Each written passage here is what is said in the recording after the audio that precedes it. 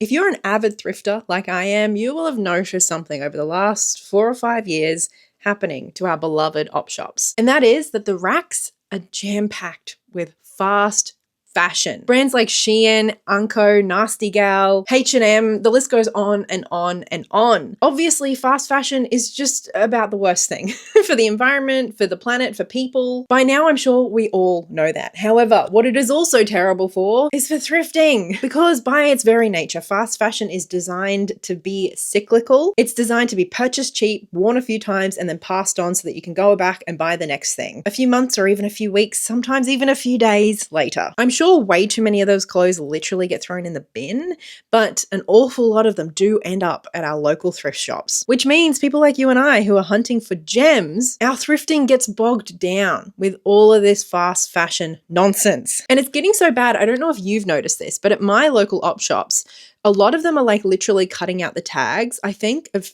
like brands like SHEIN, because I think it's gotten to the point where people are seeing SHEIN and literally not even looking at the item anymore. They're just seeing that name tag and passing by. Like it's an automatic opt-out for so many of us. And I get it. I get it. Those of us who prioritize shopping secondhand are the kinds of people who already know that SHEIN is a horrible company. We've already decided that we don't want to be shopping from SHEIN. Whether it's because we've heard all about the environmental impacts of fast fashion and in particular ultra fast fashion brands like SHEIN and their business practices, or maybe it's because we care about the people who are being hugely underpaid and exploited in order to make these items en masse at such affordable prices, or maybe it's just because we've heard all about how terrible quality these items are. All absolutely valid, and I want to make something so clear. This video is not going to be a video in defense of SHEIN. I'm hoping if you found your way to this video, you already know that we shouldn't be buying from brands like SHEIN directly. However, I do think there's a little bit more nuance perhaps to be found in the secondhand space, because it seems to me like a lot of people who care about this sort of stuff and who would never buy from SHEIN firsthand are also opting not to buy brands like SHEIN, fast fashion brands in general, secondhand. And I get it. I get the impulse of only wanting to find like absolute gems when we're shopping secondhand. And I'm not saying that you should lower your standards, but I do want to have a little bit of a chat about the ethics of buying fast fashion secondhand and whether maybe we should be buying more SHEIN secondhand, because at the end of the day, these items already exist. They are already out in circulation. They're already out in the wild. They have been unleashed on us, whether we like it or not. And I suppose I just want to ask, what happens to them now? What do we hope happens to these items now that they've found their way to the thrift shops? What is the end goal here of us boycotting fast fashion and ultra fast fashion brands directly, but also indirectly by refusing to shop them secondhand? For me, there are 3 main arguments that I hear popping up around refusing or opting not to buy ultra fast fashion secondhand. And I thought it would just be interesting for us to explore those 3 arguments together, because the way that I often hear them is almost stated as if they're just kind of generalized, understood facts. And I feel like we can interrogate them a little bit more to maybe arrive at a bit more of a nuanced space when it comes to shopping ultra fast fashion secondhand. So let's do that. Let's dive right in. Let's have a chat. So the first big kind of generalized statement or argument I hear against shopping brands like SHEIN secondhand is that people don't want to support the brand. And so essentially this is like a boycott mindset, right? Which I absolutely get and support. Again, this is not a video about me telling you that you should be buying SHEIN firsthand. Strictly secondhand, we're talking, okay? Keep that in mind. But are you really supporting the brand if you're buying a SHEIN item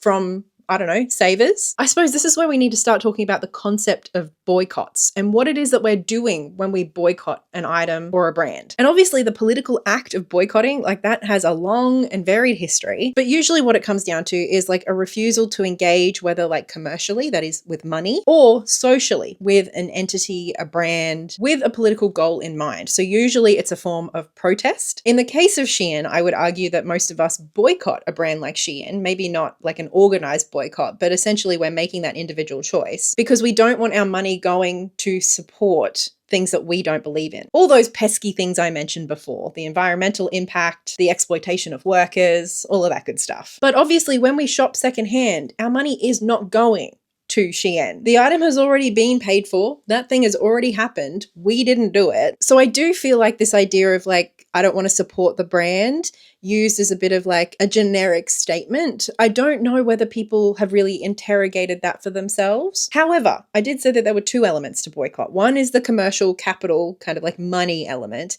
The other is social. So I definitely can see this element maybe being a little bit more relevant in our conversation. You don't want to be publicly repping the brand, right? But, and this is something we're going to explore a little bit more later on, are you really? Are you really repping the brand when you're wearing a SHEIN cardigan? Because SHEIN isn't normally a brand that kind of plasters their brand logo or brand name all over the like outside of an item of clothing. Most people won't know it's an item from SHEIN. And so I do have to wonder sometimes if this almost like platitude of I don't want to support the brand when we're specifically talking secondhand items, is this an argument for like practical political impact? Or is it a bit more of a platitude around like moral purity? I don't know. I'm not saying I have the answer here. It is just a question that I wanted us all to ask ourselves. When we say that the reason we're choosing not to buy something secondhand is because we don't want to support that brand, what does that actually mean? Why are we making this choice in the secondhand context? And what is this particular action? What is our boycott achieving? We are going to come back to this moral purity question in a moment, but firstly, I wanted to talk about the second argument I often hear, which is SHEIN's bad quality. It's just shit quality, and there's literally no point in buying the item because it's just going to fall apart the second you get it home. Now, again, I do think that there's some genuine validity to this. I'm not here trying to convince you that SHEIN is actually secretly, covertly, like incredible quality. I just wanted to interrogate this a little bit more too, because I definitely think there's something to the fact that these items are made so quickly and with the cheapest materials possible. I'm not a seamstress or a sewer, but like I understand that there are some really significant corners cut in order to make the items as quickly and cheaply as possible. The materials themselves are often the cheapest available. We're talking like acrylics, polyester, rather than like, I don't know, merino wool, cashmere, Egyptian cotton. You're not going to find that in a SHEIN item. I understand. But let me play devil's advocate. Are they really that bad? Are these items literally falling apart upon first wash or first wear? Or is that maybe just an incy little tiny bit hyperbolic? I have to wonder if sometimes the way that we talk about these ultra fast fashion and fast fashion brands, you and I get that they're not designed or made to last long term. And I understand the desire to try and convey this to people who don't really get it or who aren't really thinking this way, who just see fast fashion as a quick, easy way to get the thing that they want. Trying to inform the general population that, you know, in order for these prices to be so low, there are corners that are cut, there are people that are exploited, choices about the materials that are used, you know, are probably not the best material that could or should be used. Being informed and educated about this sort of stuff and understanding like the difference between poor quality items and really well-made items, I think is an important kind of skill and knowledge base that all of us should be like aiming to build. I'm not trying to say that SHEIN is actually secretly great, but part of me just can't help but wonder,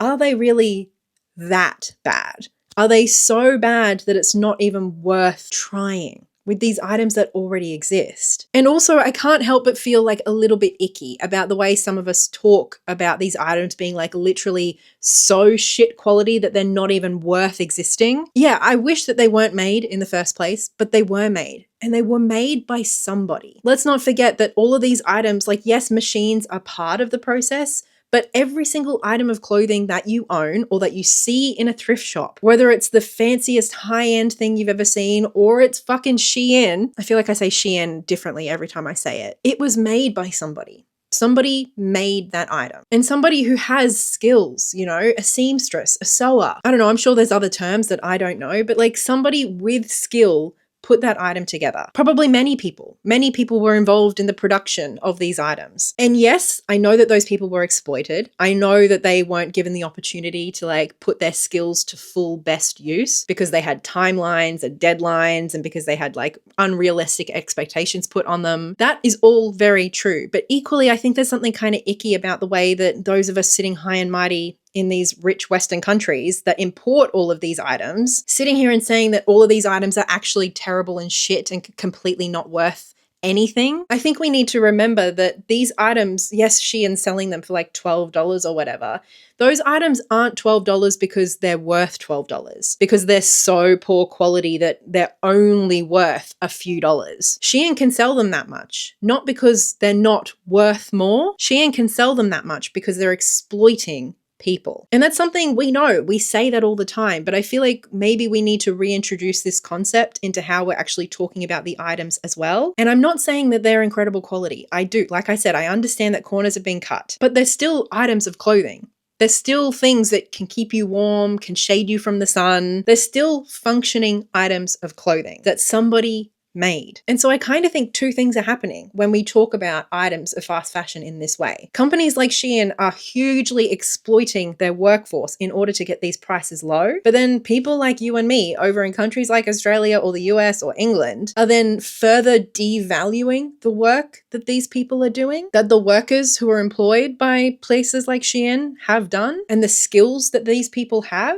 And I think this is something that's very easy to do when we have that kind of moral purity mindset. Because obviously SHEIN bad, right? Obviously it goes without saying. But if we're not kind of like staying a little bit politically aware or focused on what is actually wrong with the SHEIN production model and fast fashion in general, it's very easy to just associate everything SHEIN with bad. Bad production, bad for the environment, bad quality. It kind of just goes as a given at that point. You know what I mean? Rather than remembering that there were people, skilled people whose labor has been exploited, but those skilled people still made those clothes. And so it's not that these items are completely worthless. And I think maybe that's something we need to keep in mind too. And so I'm not saying that the next time you go op shopping or thrift shopping that you should be actively looking for SHEIN or for other fast fashion items. I'm just saying that maybe the next time you or I come across something that we happen to like, we put it on and we're like, I like this actually. When we then look and see the tag, I don't think that that's the moment we should completely disregard the item. Alternatively, maybe we could start thinking about some of the ways that we could repurpose these items. Are there other ways that we can make use of these items that, again, already exist in the world? And if they're not picked up and worn by somebody or used in a different way by somebody, they're heading towards landfill. It's that simple. And maybe this is the part where I tell you that I don't own anything from SHEIN. And maybe that makes me a little bit of a hypocrite. I will say that I wanted to make this video as much for me as for you, because I have noticed myself at op shops kind of like skimming through the racks, and the second I see SHEIN, I like don't even look at the item anymore. And I don't like that. I don't like that that's the mindset I've gotten into. Having said that, SHEIN is the only brand that I do this with. I own plenty of like fast fashion, even ultra fast fashion items that I've purchased secondhand. Are they as perfect quality, as perfect construction as some of the items that I've bought from like sustainable fancy brands? No. But are they still entirely wearable, and do I still get a lot of joy out of wearing a lot of those items? Do they still serve a function and a purpose in my wardrobe? Do they still clothe me? Do they still keep me warm?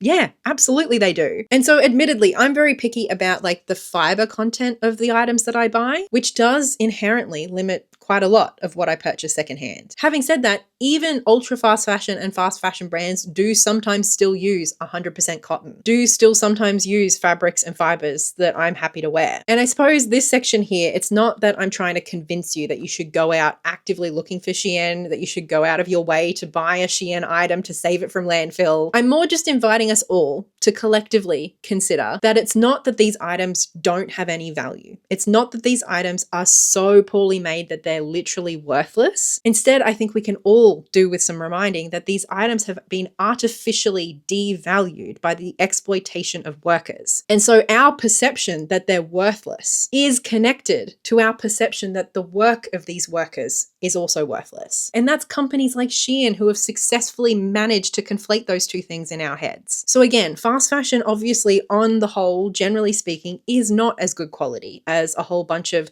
higher end stuff, more sustainable stuff. But higher end stuff does not automatically mean better quality. We all know that. And so I think it would be really nice if we could all maybe just take the time to consider individual items for what they are and what purpose they might or might not serve in our wardrobes, rather than just seeing that name tag and making some really big assumptions based on nothing but a brand name. Okay, now moving on to the third argument. This one might sound a little bit like the first, but in my head, it's distinct. So I wanted to talk about it separately. And that is that I don't want to promote the brand. So whereas the first argument, I don't want to support the brand, was more about like where we spend our money. This one is more about the performance of what we wear, our identity, and how we're perceived by others. Basically, this comes down to whether we are representing the brands that we choose to wear on our bodies. So obviously, I think it goes without saying that if you're a model or a famous person, especially someone who is like known for the clothes that they wear, if you're the kind of person who's going to be photographed everywhere that you go and people are going to be like searching up trying to figure out what you're wearing, or if you're posting on Instagram and like you're hashtagging the brand, obviously it goes without saying that you are promoting the brand. If you're dropping affiliate codes in your LTK or in your description box,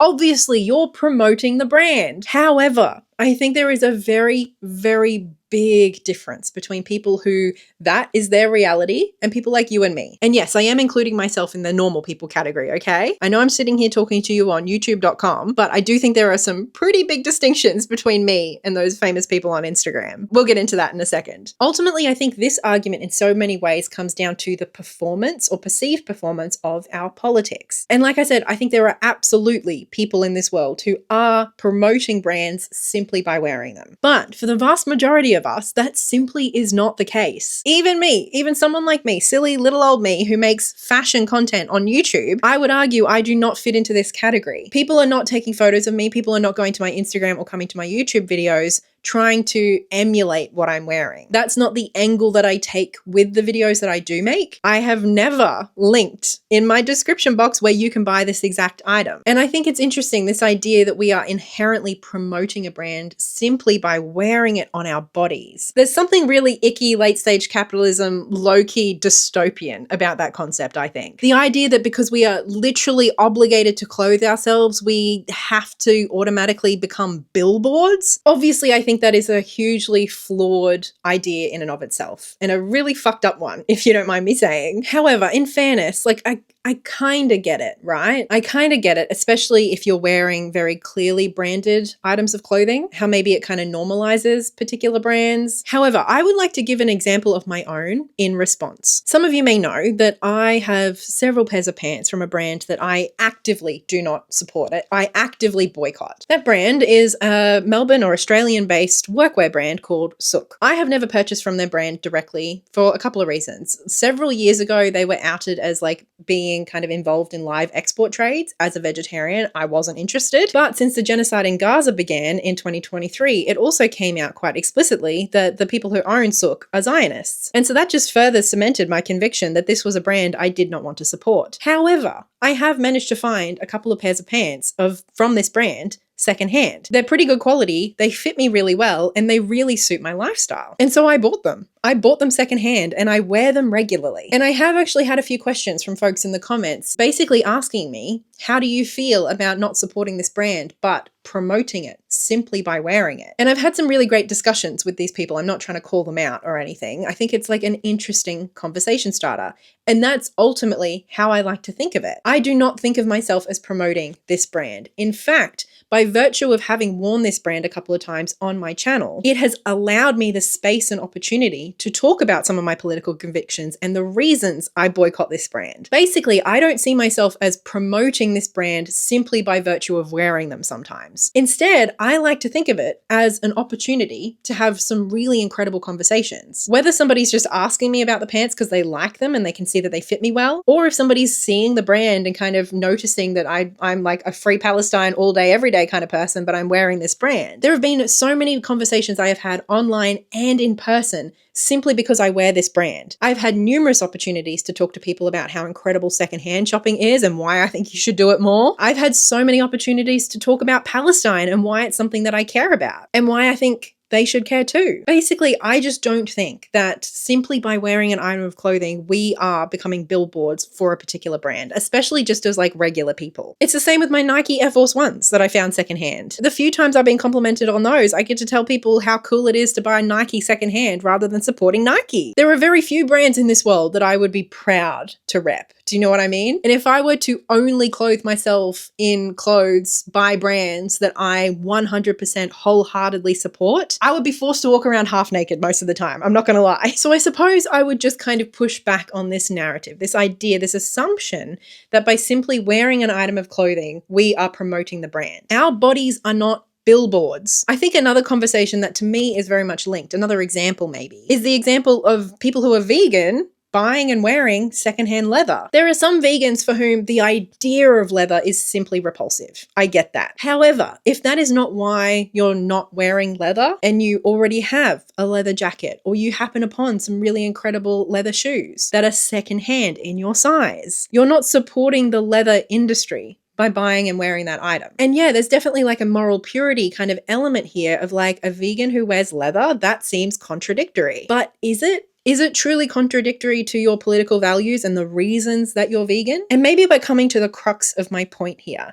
To me, sometimes it feels like, whether it's with this example of leather and vegans or fast fashion and those of us who care about the environment and exploited workforces, it can be very easy to have a binary black and white kind of view of the world, because then the rules are clear and simple and we don't really have to navigate complexity. But the world is not black and white, and politics is not black and white in that way. And at least for me, it feels like when we kind of reduce the world to such simple binaries, we're restricting ourselves and the world and our political responses to issues that we care about in order to protect a perception of ourselves or the way that we want to be perceived by others, rather than like truly like interrogating our politics and why we're making the choices we are, and having enough conviction in our choices to like want to have conversations with people about our politics. To me, this black and white view of the world of like SHEIN bad, so I'm not even going to look at SHEIN secondhand when it pops up, even if I might love the item. It almost highlights this cowardice that I think a lot of us have around even attempting to navigate complexity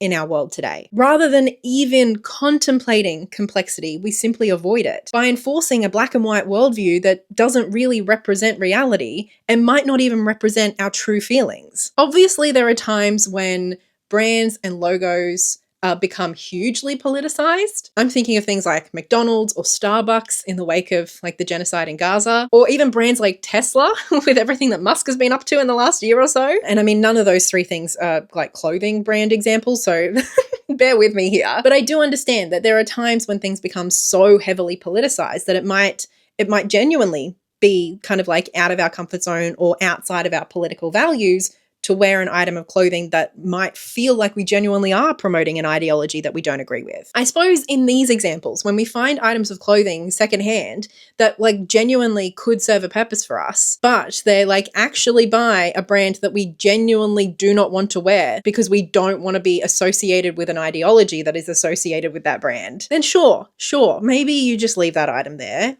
Or can I offer an alternative? Could I invite you to consider being a little bit more punk instead? Again, this is an invitation to me too, because this is something that I haven't done yet, but it is something I want to. Instead of just avoiding an item of clothing secondhand that is not going to support like financially a brand that we don't agree with, but is an item of clothing that we can source sustainably secondhand, that could fill a hole in our wardrobe that we could put to good use rather than it going to landfill. Is there ways that we could get crafty about the way that we repurpose that item? Could we get crafty about restoring the brand of that item? Obviously, you can always go around like I have been with my Sook workwear pants and just being happy to have conversations when they come up. But going back to the example of Sook, I know back in 2023 when it kind of was first revealed that the owners are Zionists, there was a couple of people who started making patches that were the perfect size to cover up the Sook brand, like on the back pocket of the pants. And these patches all had to do with like a Free Palestine message, and the funds then went to Free Palestine or to Palestinian causes. That feels so punk to me, so punk. By the time I bought my first pair of Sook pants secondhand,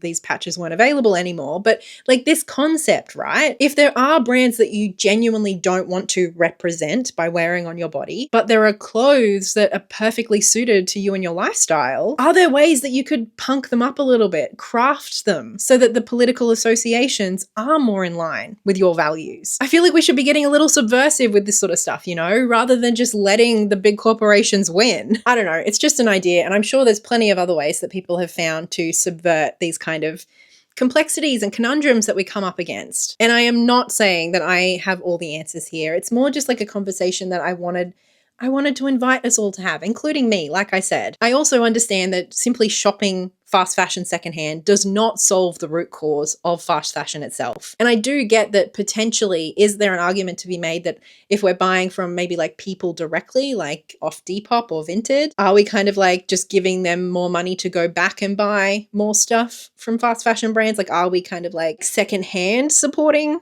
you know, those brands that we don't support? I don't know how much I like realistically agree with that, but like I'm more thinking of, because our thrift shops and our op shops are full of SHEIN and other fast fashion brands at the moment, I'm more thinking of it in that context. The stuff that has been donated to these big thrift shops and op shops that, if it's not sold, is literally going to end up in landfill or possibly even incinerated. I would just love for us collectively to start to think a little bit more critically about some of the reasons why we're avoiding these items, and if that is actually like in alignment with our worldviews and also with our political goals. And if your answers are yes, yes, and yes, and like you're going to continue like actively avoiding SHEIN, even secondhand, then that's fine. I'm not trying to tell you what to think or what to do. I just kind of wanted to open this up a little bit more, because as somebody who loves watching vlogs and stuff of people like going op shopping and thrifting, I just so often see people like pull out an item of clothing going, this is cute, oh, but it's SHEIN, and put it straight back on the rack. And I know I've done the same thing when I'm just at my local Savers, you know? And I feel like it's almost like so ubiquitous that we're not even thinking about it anymore. And I feel like when we stop thinking, that's when we start acting in ways that aren't actually in alignment with what we believe and what we want. And I suppose at the end of the day, I would just love to invite us all, and I mean both you and I, to stand a little bit more firmly in our political convictions. And if we're not sure what they are, to like analyze and consider them more, and to hopefully like develop a bit more bravery, I suppose, when it comes to navigating complexity. Be willing to have conversations that are more nuanced, to be willing to make choices that are a little bit more complex, rather than just automatically kind of pushing everything into black and white, good, bad, whatever. And so, should you buy SHEIN secondhand?